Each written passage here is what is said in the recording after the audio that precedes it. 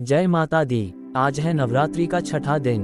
नवरात्रि में छठवें दिन की जाती है माँ कात्यायनी माता व्रत की कथा की पूजा में। पढ़े पावन ये कथा दिव्य रूपा कात्यायनी देवी का शरीर सोने के समाना चमकीला है।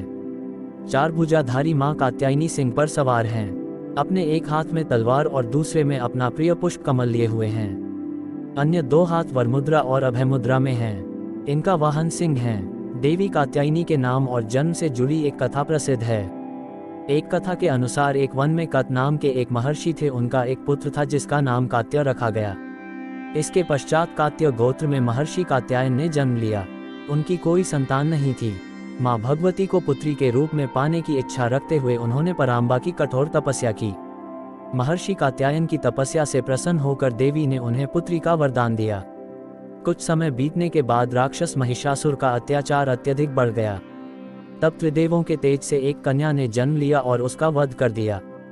कात्य गोत्र में जन्म लेने के कारण देवी का नाम कात्यायनी पड़ गया।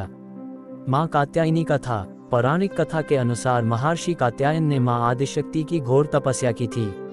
उनकी तपस्या से प्रसन्न होकर माँ ने उन्हें उनके यहाँ पुत्री रूप में जन्म लेने का वरदान दिया था। माँ का जन्म महर्षि कात्यायन के आश्रम में ही हुआ था। माँ का लालन पोषण कात्यायन ऋषि ने ही किया था। पुराणों के अनुसार जिस समय महिषासुर नाम के राक्षस का अत्याचार बहुत अधिक बढ़ गया था, उस समय त्रिदेवों के तेज से माँ की उत्पत्ति हुई थी। माँ ने ऋषि कात्यायन के यहाँ अश्विन मास के कृष्ण पक्ष की चतुर्दशी के दिन जन्म लिया था। इसके बाद ऋषि कात्यायन ने उनका 3 दिनों तक पूजन किया था। माँ ने दशमी तिथि के दिन महिषासुर का अंत किया था। इसके बाद शुंभ और निशुंभ ने भी स्वर्गलोक पर आक्रमण करके इंद्र का सिंहासन छीन लिया था और नवग्रहों को बंधक बना लिया था। अग्नि और वायु का बल पूरी तरह उन्होंने छीन लिया था। उन दोनों ने देवताओं का अपमान करके उन्हें स्वर्ग से निकल दिया था। इसके बाद सभी देवताओं ने माँ की स्तुति की। इसके बाद माँ ने शुंभ और निशुंभ का भी वध करके देवताओं को इस संकट से मुक्ति दिलाई थी, क्योंकि माँ ने देवताओं को वरदान दिया था कि वह संकट के समय में उनकी रक्षा अवश्य करेंगी। ये थी माता कात्यायनी की कथा। आप सभी को नवरात्रि की हार्दिक शुभकामनाएं।